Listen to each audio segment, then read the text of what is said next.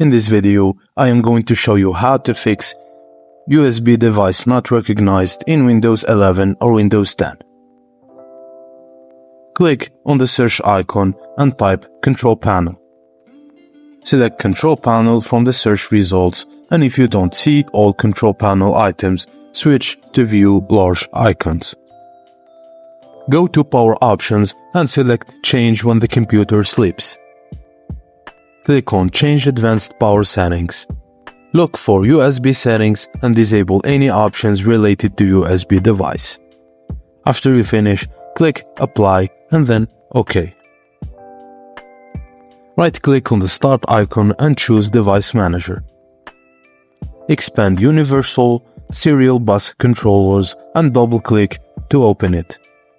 Right-click on each USB host controller, select Update Driver and choose automatically for drivers. Click on the search icon and then type File Explorer. Open File Explorer and navigate to C Windows/ENF. Search for wpdmt.enf. Right-click on it and select Install. You can also try changing the driver letter. Type Disk Management in the search bar and open Create and Format Hard Disk Partitions. Locate your USB device, right-click on it and select Change Drive Letter and Pass. Choose a different drive letter for your USB device.